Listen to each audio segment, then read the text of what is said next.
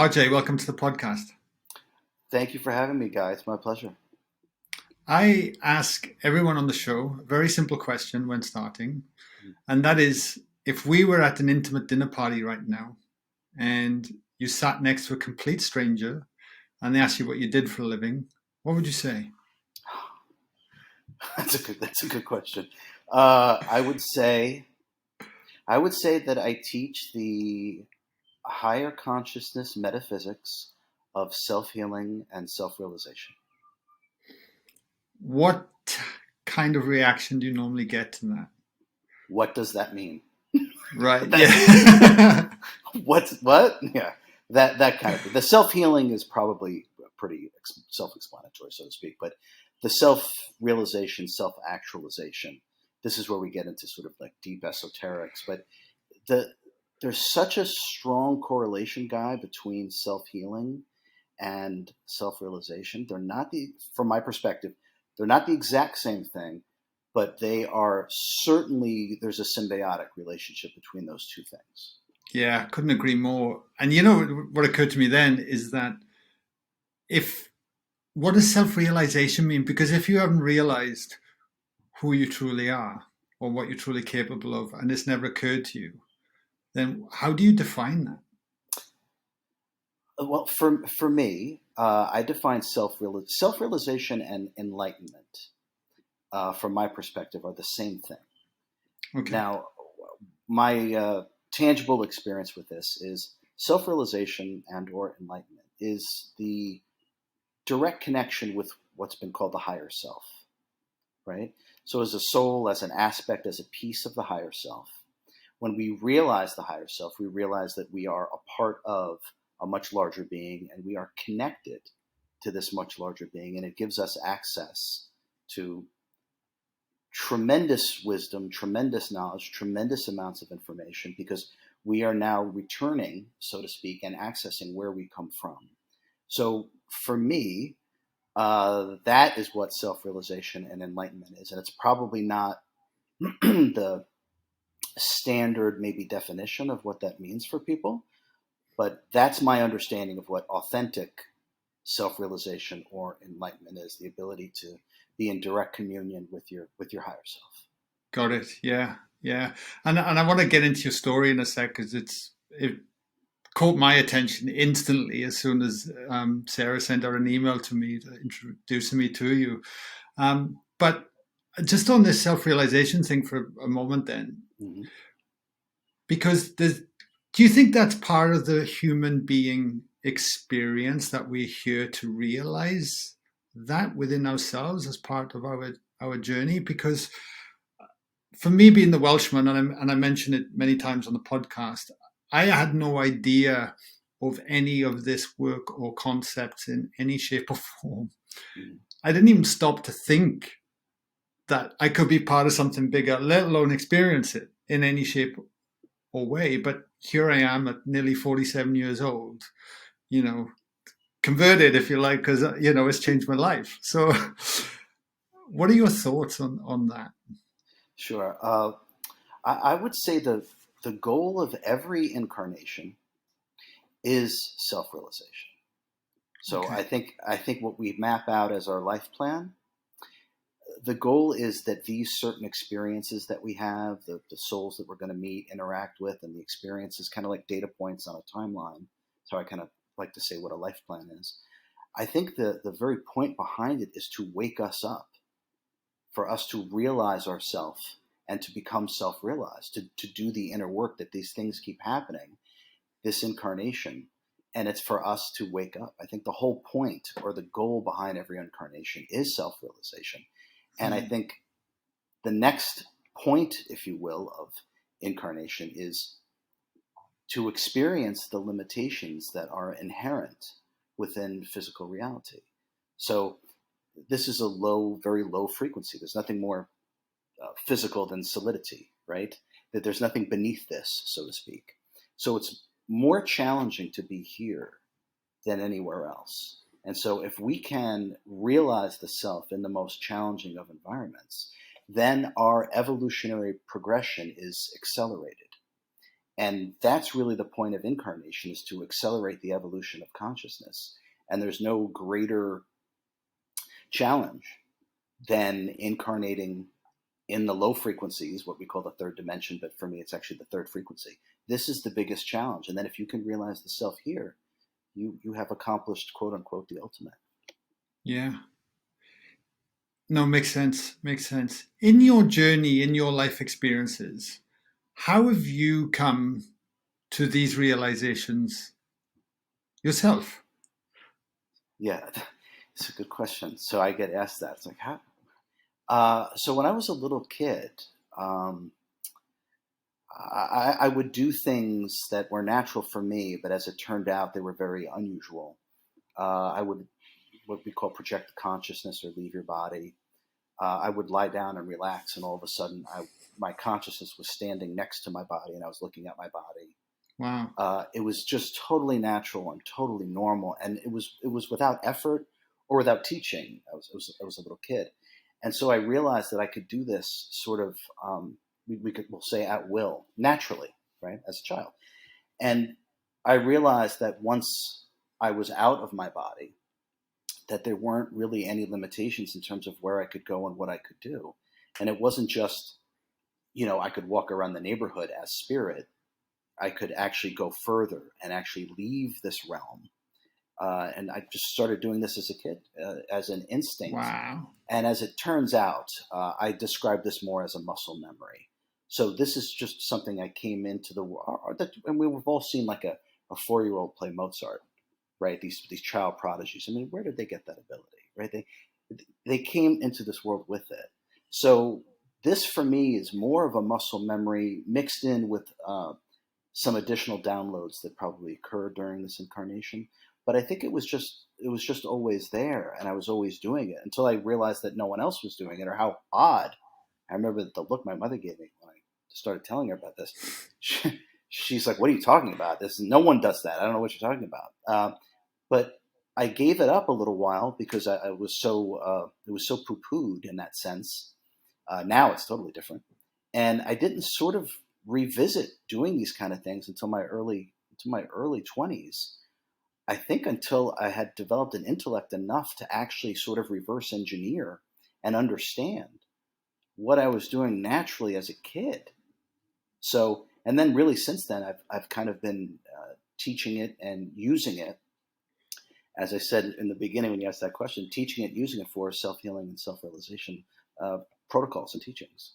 Wow. And did you always have the memories of those experiences through your teens, or did they kind of blur away? And then as you lean back into the work, you could then reflect back? Because quite often we can forget, different things. They seem to they seem to almost more real than being here. So I would say I never forgot any of those experiences. That seemed to be that's the only way I could say it. It seemed more real than being here. This always felt like a dream. And the leaving of the body and being pure spirit is what, and still does, feels most real. So it never really left. But I would say knowing the self-healing aspect of it, Guy, didn't happen until I needed it to happen when I became very sick. But I always used to say, if I ever get sick, I'll just heal myself. And my parents thought that was crazy. My friends thought that was crazy. And I think if they would have asked me, okay, RJ, how would you do that? I wouldn't have had an answer. I just knew inside I could do it. I didn't know how to bring it out yet, but I knew I could do it. And it was upon, me getting very sick. When I came to, I was like, okay, now I remember. And I started explaining what I would do and so on and so forth. Yeah. Wow. Yeah, that's incredible, mate. So let's talk about your permanent paralysis that you ended up having. Because at what age were you when that happened? And so I'll ask you that question first. But there's a second one then, was that, were you fearful because you had these memories and experiences that you had already had, that you could approach the whole paradigm completely different from the start? The paralysis occurred April 23rd of 2016. So it was fairly recent, give or take, about 6 years ago. when I woke up, I had to have emergency surgery. I had septic shock, and I had this infection that no one has an answer for. There's only 65 reported cases ever of what I've had, and Wow. it literally ate through my vertebrae and crushed my spine. There's a picture of the MRI. Yeah, on An my website. infection. An infection, and nasty, lethal. I mean, obviously, septic shock. It was lethal. I was Did told this I happen? wouldn't. Yeah, go Sorry, did ahead. this happen overnight? Apparently, it was developing for about 6 to 8 weeks because I was feeling worse and worse and worse. And spent 2 weeks in the hospital. They gave me all these antibiotics and didn't do anything because I became paralyzed afterwards. So, but I could feel something horribly wrong with me, and they were trying to address it with antibiotics, but it didn't work. So I was conscious as this was happening, and that I didn't know there were levels of pain like this. To be honest, I don't recommend it for anybody. Um, but it was upon awakening from emergency surgery,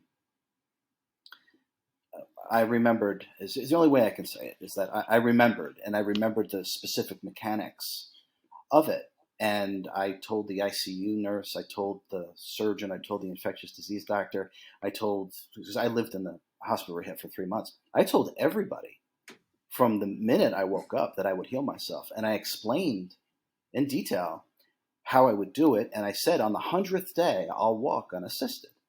And this is all documented. On the 100th day, I walked unassisted. And what was the prognosis when you came out of surgery? What were they saying to you at that point? It's permanent paralysis. There's nothing you can do. And in the book, I even have the surgeon's notes pre-surgery and post-surgery. Pre-surgery is complete paraplegia. Post-surgery is complete paraplegia. You don't recover once the spine is done. The spine has no self-healing mechanism. Like, when you cut yourself, it scabs over, right? The spine does not work that way. It's almost like a gelatinous substance, and as soon as it's touched, it's permanently damaged. And so mine was crushed. And you can see the MRI, and there's videos of this.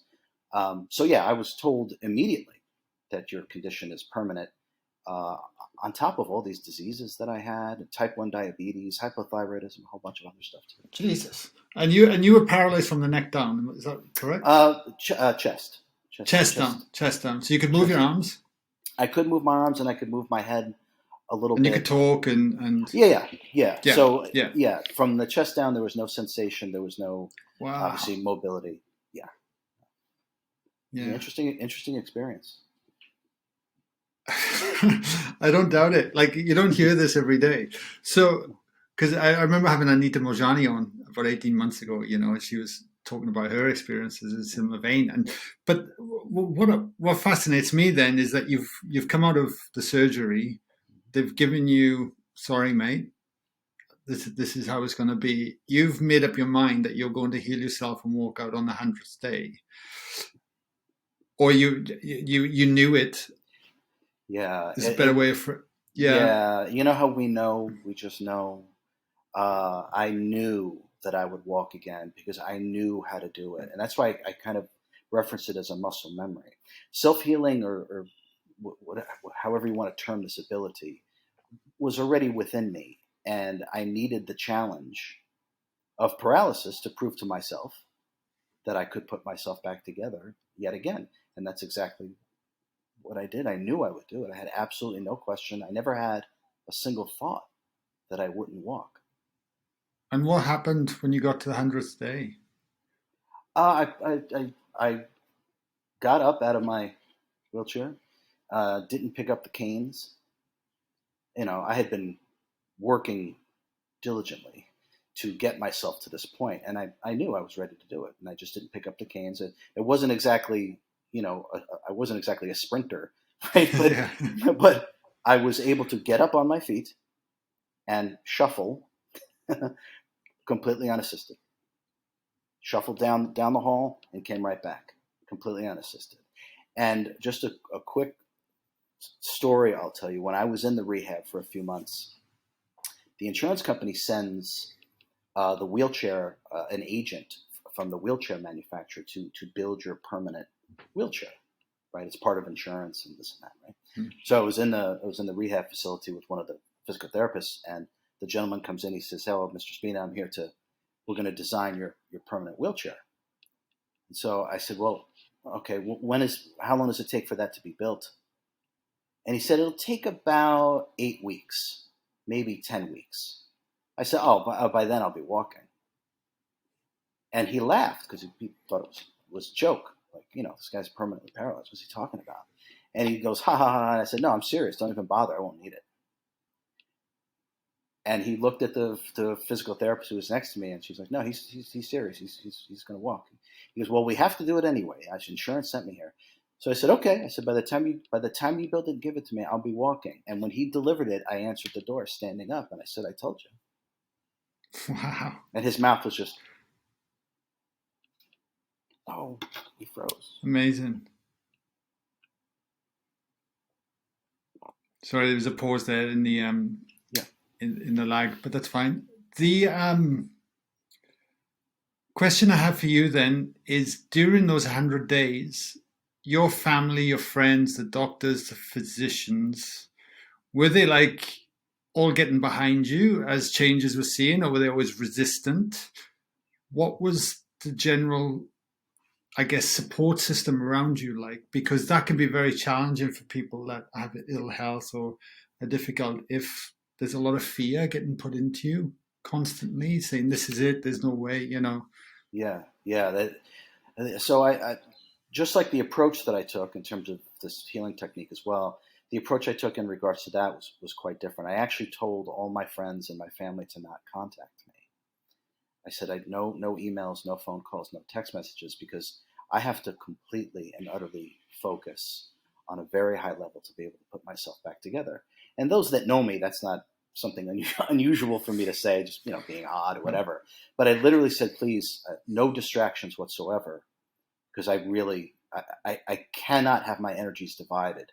I can't speak over and over about what the surgery was like and how many antibiotics am I on, or what's the prognosis. It didn't matter to me. So I just said, please, respect that I need to be left alone, and I'll contact you when I'm ready. And everyone was like, okay, I get it. The doctors, the surgeon, the physical therapists, while trying to be as positive, they're very caring, very compassionate people, kept telling me to deal with reality. And the reality was that you're incredibly sick and that you're permanently paralyzed. You have to get your home retrofitted for being a paraplegic. You have to start this process, Mr. Spina. You can't, this and that. And I would just go, yeah, okay, I understand. And I never took it in. This is one of the things that I talk about for people that have a tough situation. Do not identify with what is being said. Okay, just observe it, and you don't have to let that affect you. And I never, ever, ever let any of that in. Their experience has nothing to do with me. And I said that very kindly to them. I said, I understand that's your experience, but that has nothing to do with me.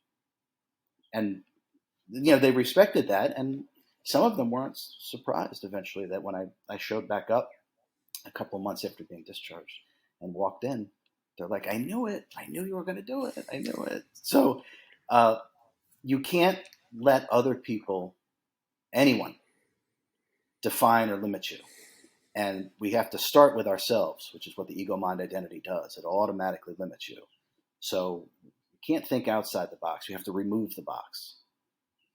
And then once that's done, there are no more limitations. And that's really the key. It didn't matter to me what the experts were saying. They had no idea what I was tapped into and what I was doing. And I didn't bother trying to explain it. Wow. Okay, you've triggered some definite conversations I want to go into, especially once the ego mind was completely out of the way and you tapped into something else. How do you then, remember, you got an audio, everyone that will be listening to this will be on the same page as this conversation, riveted and understand. How do you then explain to people when they go, so what exactly did you do? Yeah, the book and the online course is exactly what I did. So perfect. Yeah. I wrote it so someone has to do it first, right? And then once someone does it, everyone else has permission to do the impossible for themselves, right? So that's all I see this. Once it's downloaded into the collective consciousness, now everyone can do it. It's kind of like the gentleman Roger Bannister, I think it was in the 50s. Like, it was impossible to run a 4-minute mile. Don't bother. It's absolutely impossible. It's humanly impossible. It's never going to happen. And then, of course, he did it. And I don't know if you know, guys, 6 weeks later, someone else did it. And then, since then, 20,000 people have done it, including high school students. So they got permission to do it because someone did it first.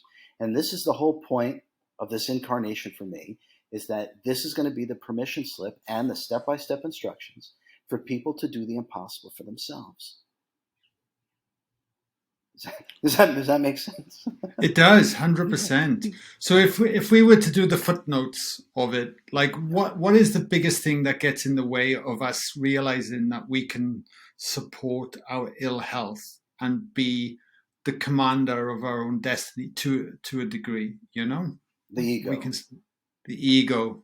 Yeah, the ego. Without a doubt. The voice in the head. Without a doubt. So that what I call the ego-mind identity, I describe it as the ego-mind identity is a limitation program that runs by thinking. Okay? So what we want to do, and all thinking is in context to a belief. So we first have to have a belief about something, a concept about something, in order to even think. So once we have let go of all attachments to all beliefs and all concepts, and one way to do that, believe it or not, is just to pretend that you just arrived here. No past, no future. Okay? The moment you do, right, you probably felt something there, right? The moment that you do that, you're now fully present. So now the soul is online and the ego-mind identity is gone. Okay? We need to proceed from there. That's the starting line. So now there's no limitations because there's no story we're telling ourselves. And that's kind of what I meant when I said, don't think outside the box, remove the box. Okay? Now you can do anything that you set your intention to do. And so this was the starting point for me. There was no limitations whatsoever. I knew if I harnessed my will properly and went into deep enough states of consciousness where we can start to move our energy in very powerful ways, I knew that I would just simply put myself back together. And that's the shortest version of it. There's countless studies done that meditation changes our DNA, right? It just stands to reason, my friend, that deeper, more powerful meditation only enhances the ability to change our DNA and put ourselves back together. And that's what this course teaches you how to do. Much deeper states of your own will through higher states of consciousness. Why do we have an ego then if it gets us into so much trouble? It occurs through incarnation. So we are normally existing in a much higher frequency and dimension. And by coming down here, so to speak, it's frequency. There's no here or there. It's all one area. All one, But by dropping down in dimension and frequency, we get cut off from our natural environment, our natural holistic understanding, and we get reduced to just this form factor. We slip into this body, and then we become completely reliant upon the five senses, the information that comes into the five senses, and that's what forms the intellect. This has nothing to do with the self, with the soul. It has nothing to do with it. So the character, as I like to say it, the character that we create based upon our five senses, identification with the body, and everything that we identify with, that becomes your ego-mind identity. That becomes a limitation program because none of those things are actually you. None of them. So the only real obstacle is the character that we create, the ego-mind identity, and it comes through because of incarnation. It's incarnation that creates the ego. We identify with the body, the five senses, and then what the five sense information produces, which is what we call the intellect. And these things are infinitesimal compared to the greater reality. And so when we let go of those things, now the greater reality and our higher consciousness, we now have complete availability to this. Got it. Yeah, no, that's a good explanation. And then in our life then, like when you think about our experiences, the stories, the beliefs, the ego is allowing us to experience life, like you say, through the five senses and attach identity too. Where do you see the balance of having been able to have the human experience but being connected to source and almost like a foot in each camp, I'm not like. Oh, so how do you use your ego to serve you in your life now? Then, like, what states are we looking to get to I guess to not live with fear and enriching our lives while we can have these experiences?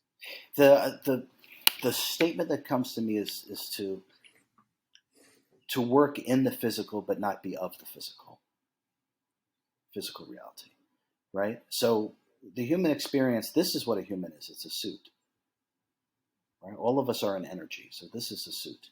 So the key is to tangibly know this, not mentally conceptualize, but to tangibly feel this within yourself. And Kundalini experiences, by the way, kind of awaken sort of this, as you know, kind of awaken sort of this greater consciousness within ourselves, right?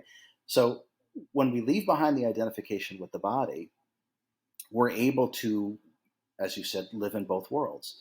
Now we're able to connect with our own self and our own higher consciousness simultaneously while we're still occupying this body temporarily and experiencing physical reality. So it is the merging of these two things. We have to have some level of ego because we're here, we're incarnate. So no matter how advanced or how evolved or how saintly anyone is, there's still some ego because you must have it in order to be here. If there was zero ego, you wouldn't even be able to be here at all. But the key is to not identify with the form factor, not identify with the senses or the voice in your head, and realize what you really are. And then you use this body to be able to have the human experience and all the wonderful things that happen in physical reality. There's no such thing as physical touching in higher frequencies and dimensions. There's no physicality whatsoever. So this is the only place where you can hug your dog.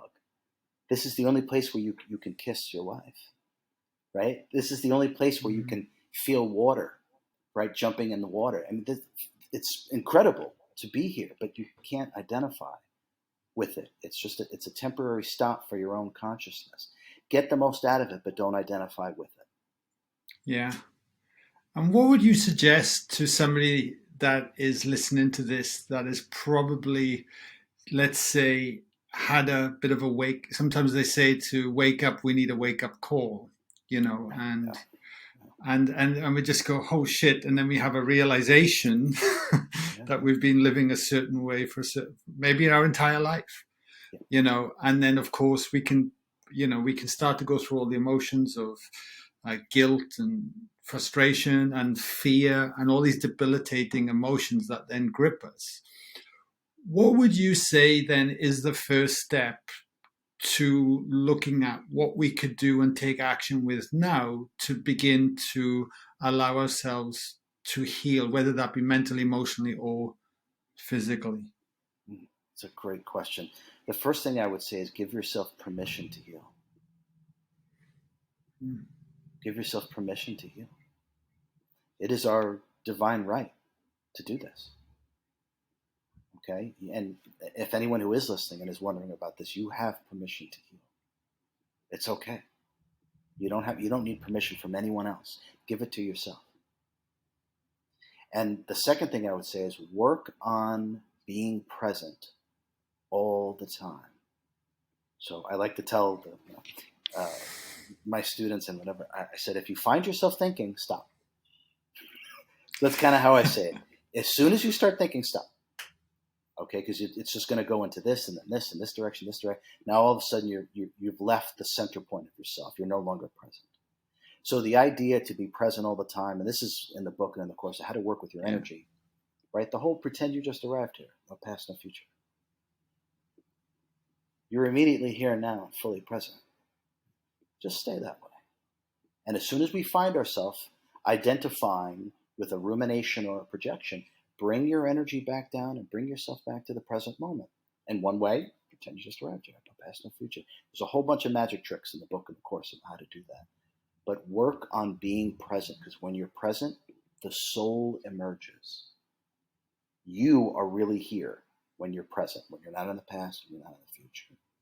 And that's the whole key to the limitless nature of the self. We have to bring ourselves to the present. And as soon as we leave it, stop, bring yourself to the present. Now we can really do anything because the self, what I call the sentience, what people have called the soul, is limitless because it's all connected. It truly is, and not as some sort of spiritual fiction. It's true, right? So we can connect with ourselves. We can connect with everything. Bring yourself to the present, and don't let the mind take over. And that's really the key. So awareness, it really starts with awareness, doesn't it? Being aware in Yes. that moment. I think about I'm trying to think of the question that was coming to me then as you were sharing that, as we become present. From your experience and working with other people then, how much do you think our body is keeping score of because of the way we've identified ourselves with ego, with mind, and how we perceive the world? How much do you think that is affecting our health and physically over time? Because if we look at the current medical model system, everything's mechanistic. Oh, I've got, there's a problem with my body. I'll go in and I'll just patch it up and take a pill or something like that. I know I'm generalizing to a degree, but we don't kind of look at the roots. Like, why is it there in the first place? What's going on? How much do you think, from your experience and people that you worked with, that the way we're actually perceiving through the ego is affecting us? It's a great question, and the answer is 100%. 100%. Yeah. Wow. Whatever the mind produces, the body then experiences. Right? The body cannot exist without the mind. So whatever reality we've created for ourselves within our mind, our ego, mind, identity, whatever reality we've created for ourselves, the body must follow suit. So I like to say that all disharmony comes from disharmonious thought patterns. Hence, this is why meditation is always talked about. Right? It stops the program. It stops it.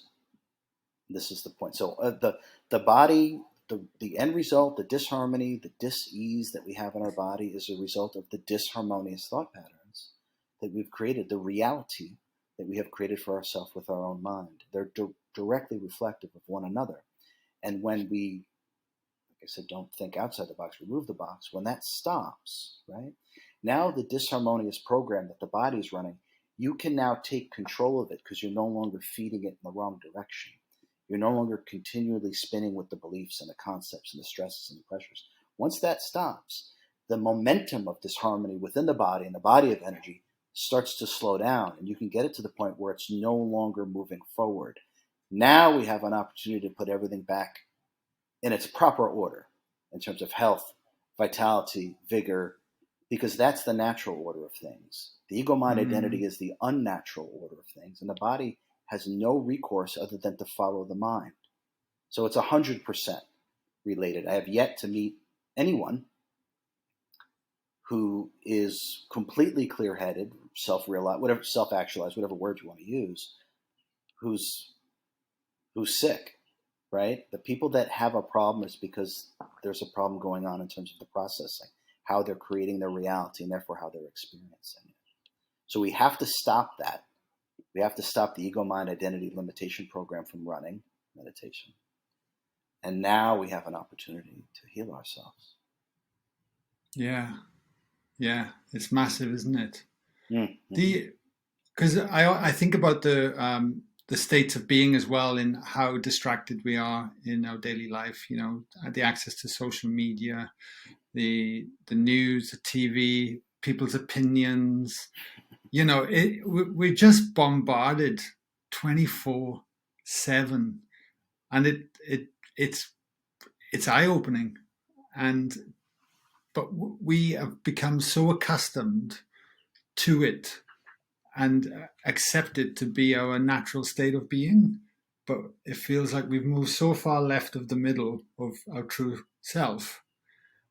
But we've identified ourselves over there. And we don't even know it's already here within us. We've just got to start to break those cycles. You said it. We were living in a reactionary paradigm. Yes. And that's the problem. And another word for reaction is stress, right? So we're constantly in a state of reacting to everything because we're identifying with everything, right? So the ego-mind identity is a reactionary paradigm. And so the only way that you can be as the state of being is stress. And if there's a constant level of stress, you are going to be sick. if you're not already, right? So Mm. this idea of not reacting, being detached, and detachment is power. Because when you're detached from everything, you get your energy back because it's no longer connected to this or that, right? So when you detach from everything, you actually become incredibly powerful. And this is the key to being able to do anything that you want. You must have all of your energy. And the only way to have all of your energy is to detach from everything here. And that's really the key to being able to do whatever it is that you need to do, direct your energy. Instead of squandering our energy in thinking and emoting and worrying and emotionalizing. Imagine we had all that energy back and we could harness it in one direction towards healing. Right? So this is what's in the book and in the course is actually how to do this. I mean, this is just metaphysics. This what I'm talking about. This is metaphysics. It's just a deeper perspective of how things actually are. Everyone is going to be able to do this. Going to be able to heal themselves. It's ancient. We just You got to just answered remember. my question. Can anyone do this? Yeah, we can, because inside we're all the same thing, right? We're a sentience, the soul, and we have energy, and that's the energy that we use to think, emote, and animate the body. It's universal. It's right. I mean, there's no difference between RJ guy, the neighbor. It's all the same thing, right? We're this divine intelligence inside that's been given energy to animate the body, emotionalize, and think, create. That's all you need to be able to do this. So instead of squandering all that energy, leaking it out, giving it away, not using it properly, right? We're going to learn how to harness it properly, powerfully, right? And this is the key, right? And this is what I've done with myself. I've helped tons of people, and anyone can do it. Everyone does do it. They just haven't been taught properly. That's all. And it's no one's fault. No one should blame themselves. Okay, these kind of teachings used to be available a very, very, very, very long time ago. A whole nother sort of reality, so to speak. But now it's been reintroduced, so to speak, and it's a very step-by-step process on how to do it. If I can do it, anybody can do it. Yeah. No, amazing, amazing. It's I found in my own journey as I've done the work and the inner work on myself, physically, mentally, emotionally, and spiritually, that you retain that energy back, and then once you get to this tipping point where then you could start to direct and move forward with whatever intentionality that one is that you want to bring into your life, but you don't have the limiting beliefs or the fears or the things that were there that have been holding you back for so long, and it's a much clearer path. But I don't know about you, but I found the more I've done this work, the more I actually want for less anyway, because I feel in a much better state constantly. You know. That's exactly right. Once we're in tune with the self is complete. The self is whole. It doesn't lack anything. Right? It's a direct fractal of God. It's not lacking anything. The mind will tell you otherwise, but you're not the mind. So the self is whole and complete, and you have discovered this for yourself, and that you don't want. In fact, if anything, once you truly discover the self authentically, as you have, the real compulsion is to share and to give. That's what starts, as you know, this is what starts to happen. It's the opposite. You don't want to acquire and take. You want to give. You want to share. Right? That's when you know that you're aligned with the self. There's no taking. There's no acquiring. For what? I don't need anything. I don't want anything. I already have myself. It's more than enough. Right? And then you just want to give others this wonderful gift of being present and being able to be compassionate towards themselves. And so, and like you've done this, you're doing this now, right? So Yeah. it's detaching really from everything, detaching from beliefs, concepts, roles, ideologies, all these things. That what you are comes before any of those, right? So there's no need to identify with them. Just let Yeah. them all go. Just let them all go. Just let them all drop to the ground. You don't need them. And then, just like you said, your intentionality, once you have your energy back, it's like setting the GPS on the car. You just say, this is what I'm going to achieve. You know that that's the direction that you're going in. You don't even have to think about it anymore because you know that's the direction you're going in. and you just do what you need to do from moment to moment until you realize that your manifestation has come into play, till you arrive wherever it is that you set your GPS. That's how I did with the walking. I knew I was going to walk, and I didn't think about it again. I just do everything that I needed to do to bring about the healing within myself, and then lo and behold, okay, I can walk. I knew I would. Just like when we set a GPS, we know we're going to get to the store or wherever we set the GPS. We don't think about it anymore. We know, and this is the key to unlocking intention. Has anyone wanted to study you or look at how you've done it and go, well, let's get this out here more to the world? Like, because it's remarkable what you did. You know, it's not every day you're going to hear this kind of conversation with people. I understand, and I would say maybe from the outside looking in, it's incredible. But I promise you, it's just me, and it's no big deal. Mm. You know? So it's hard for me to pat myself on the back because, and kind people, and the kind words say more about you than they do about me, by the way. And I just want people to know that they can do this too. I am different, but at the core, we're exactly the same.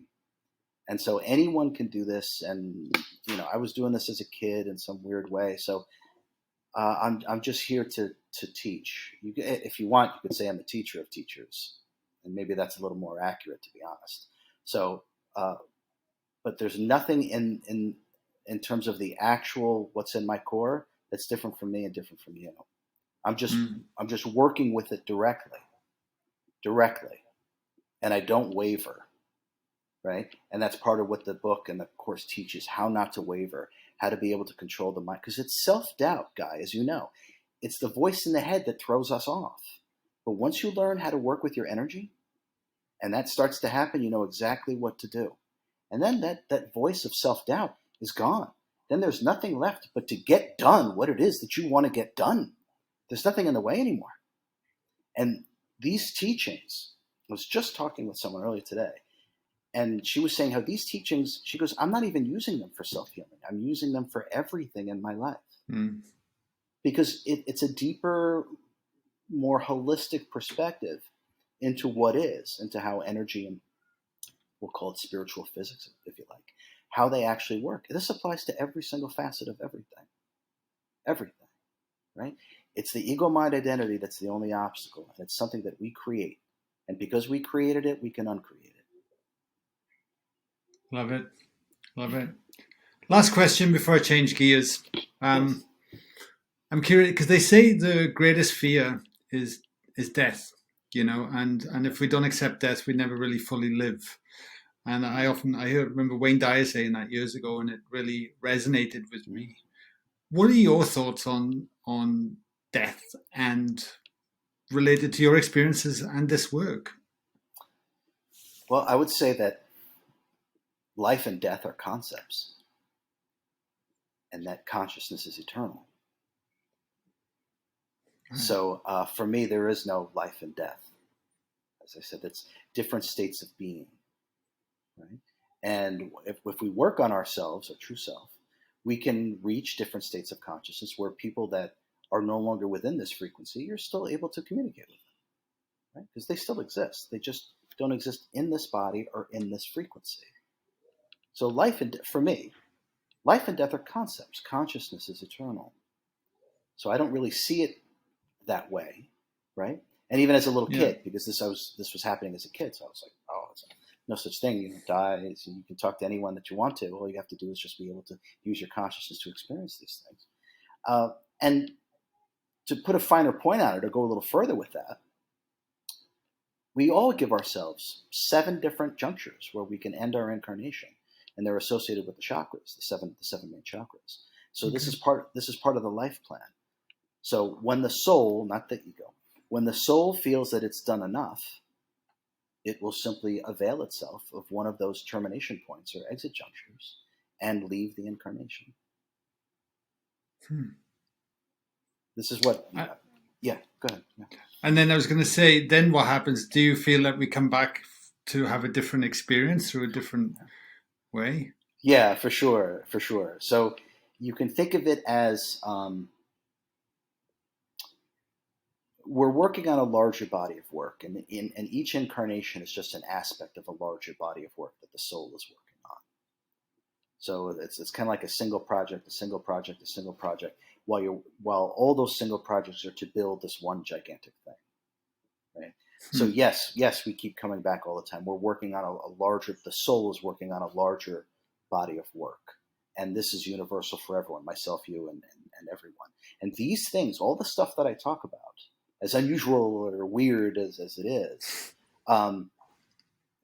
this is what I experienced directly, which is why I'm able to talk about it. And these things can be taught. So there are many, call them students, whatever you want to call them, that they've asked these kind of questions. How can I do this? It's through meditation. I mean, it's simple. It's not complicated. It really isn't. The truth is simple, right? When you tap into it, it's like, oh, that makes sense. Oh, obviously. And so when we get the right protocols and exercises in terms of how to do this, it's so easy. It's absolutely so easy. So I kind of went on a ramble there. I apologize. So life and death is a concept, and we're always coming back as part of an evolutionary cycle. And it's kind of like when you deal cards. Until all the hands have been played and there's no more cards to pick up, that's when you bring all the cards back in and you reshuffle. That would be an evolutionary cycle. And we're all in an evolutionary cycle, and we're going to keep incarnating until that evolutionary cycle is up. And then we'll all kind of regroup, and then some will decide, I'm going to keep incarnating, and some will decide, I'm not, I'll help those that are incarnating. So at that point, you can kind of change up what it is that you set into motion from the original evolutionary cycle. Wow.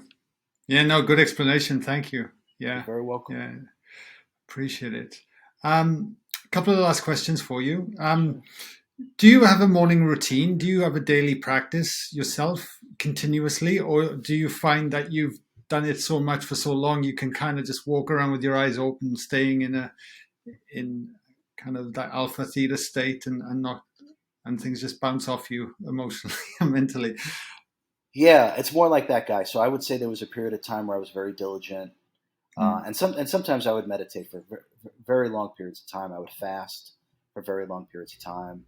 I don't mean 20 minutes of meditation. I don't mean fast for 18 hours. I would not eat for weeks, so I'd meditate all day and only take brief breaks and do it again. But I don't do any of that really anymore. So I don't know if that's my own laziness or I've gotten distracted in other pursuits in terms of writing books and creating courses. But no, I don't really do any of that anymore. My only real daily practice is to be present.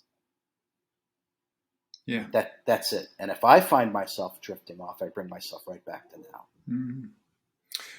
Do you think it's necessary? Like, 'cause it's almost like, when people ask me what I do for a living, I always say I'm a treasure hunter, and I've just gone out looking for bits of gold and brought the best bits back and said, look, this is what I found, and kind of helpful to me. But you're the one that gets all the scars on your back, and you've gone out there, you've been exploring, you've tried all these like fasting or whatever for 3 weeks, or you know what I mean, and coming back. But then you got obviously people that are like, geez, I've just got my accountant job that I got to complete and go to work. That's not realistic to me. Yeah. Are you finding that what you do and what you teach, that there's a model that we can kind of fit it in without having to go to these places, or do you think it's healthy to go to these places and push the boundaries? Like, what are your thoughts? Yeah, it's a good question. I think it's very individual, by the way.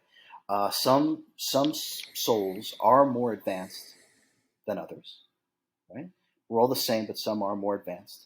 So some won't need to do quite as many things. It'll just kind of happen very quickly, right? I think it's a good idea for everyone to develop a practice, a mindfulness practice, if you want to call it meditation. I think eventually, and this is part of what I wanted to make sure that was in the book and in the course, are these very simple things that you can do. Instead of trying to struggle with meditation, it's to immediately bring yourself to the present and then just learn how to stay there perpetually. So to be in perpetual meditation is much easier than people think. And so that is really going to unlock everything. And everyone has time to do that because it doesn't take any extra time. It's just the way to be, right? So we don't have to do something bizarre like for weeks go live in a cave and fast or anything. This is unrealistic, right? This is totally. I would never tell someone to do that either. So, but to be present and to do it rather quickly, like pretend you just arrived here, no past, no future, and now stay that way. And as soon as you find yourself coming out, do it again. Bring yourself right to now.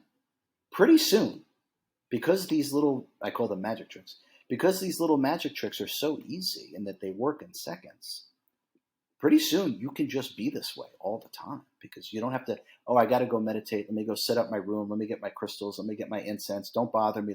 You can just do this all day, all the time. And this is the key. It's for everybody, because this is the true state that this is what we really are. So it's easy. It's easy. We don't need to set anything up, but everyone should at least start with a mindfulness practice for sure. And if they want to call it meditation, they can. Just learn how to control your energy to be present. And that's really that's what meditation is. The self is meditation. Beautiful, beautiful. Last question for you, RJ.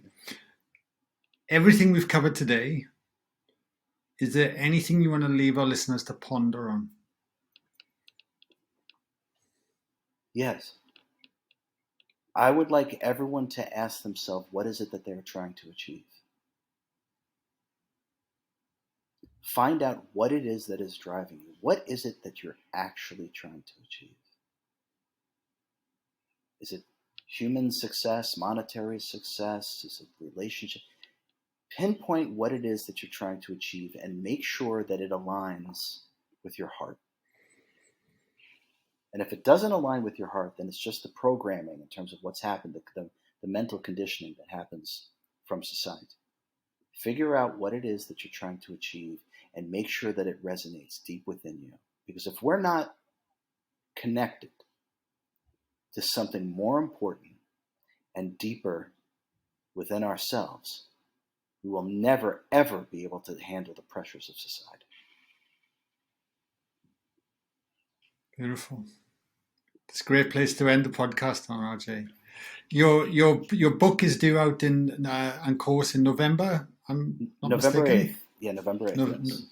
November 8th. Do you have a mailing list people could join in the meantime? Like if they're listening to this and go, yeah, I want to know when it comes out. Yes. Yeah. Thanks for asking. Superchargedselfhealing.com. Just go there. You can download a free guide to some of these magic tricks that I was alluding to that will instantly relieve your mental or emotional stress within seconds. And you can sign up for it. It's a free guide. And then I'll be able to let people know as things are starting to get closer and closer to the launch of the book and the course. Beautiful, beautiful. Well, I look forward to checking out your book yourself, mate. I've been really fascinated by your journey, your work, and so much. Everything that you shared today just resonates so much. And I just want to say thank you for sharing so openly and honestly. It's really appreciated. And thank you for having me. It's my pleasure, Guy. Thank you very much. You're welcome. And for anyone listening to this, the link will be in the show notes as well, just below, whether it be YouTube, iTunes, Spotify. I don't know what people listening to are on these days, but be one of them. Sounds good. Awesome. Thank you, RJ. Cheers. Thank you, Guy. You be well.